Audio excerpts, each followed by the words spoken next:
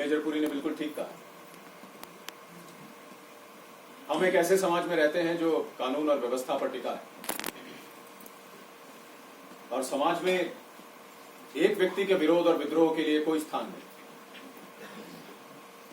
बिल्कुल नहीं कोई स्थान।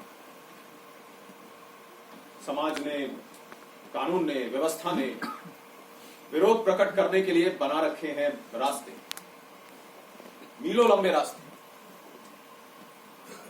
इन रास्तों पर चलना शुरू किया जा सकता है, लेकिन प्रश्न तो यह है कि विरोध प्रकट करने के लिए रास्ते क्या कहीं पहुंचते भी हैं? कभी नहीं पहुंचते, बिल्कुल नहीं पहुंचते। विरोध कोई नाटक नहीं कि अंतिम अंक, लास्ट एक्ट तक पहुंचने की प्रतीक्षा करें। शक्तिशाली लोगों के विरोध को राजनीतिक विरोध कहा जाता है, जो उन्हें एक ही छलांग में बिठा देता है सत्ता के बिल्कुल पास रखी कुर्सी पर। और कमजोर लोगों का विरोध, उसे विरोध नहीं, विद्रोह का नाम दिया जाता है, जो उन्हें एक ही छलांग में पहुंचा देता है फांसी के तख्ते तक। जब छोटे छोटे विरोध लगातार दबा दिए जाएं, अनदेखे अनसुने कर दिए जाएं, तो हमेशा एक भयंकर विस्फोट होता है, प्राणघातक विस्फोट।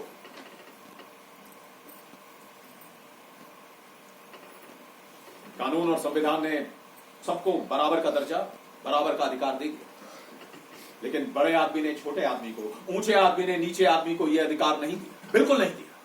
जो समाज, जो व्यवस्था जाति भेद के आधार पर चलेगा, ऊंच नीच के तराजू में आदमी को तोलेगा, उसकी आयु कभी भी लंबी नहीं होती, बिल्कुल नहीं होती।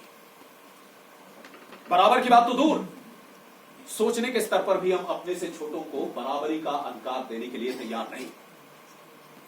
बराबर का अधिकार, हम तो अपनी ओर देखने तक का हक देने को तैयार नहीं।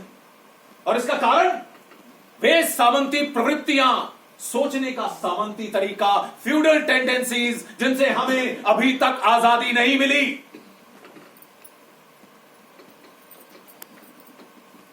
सरकारी वकील मेजरपुरी ने बिल्कुल ठीक कहा, सवार रामचंद्र को फांसी की सजा मिलनी ही चाहिए।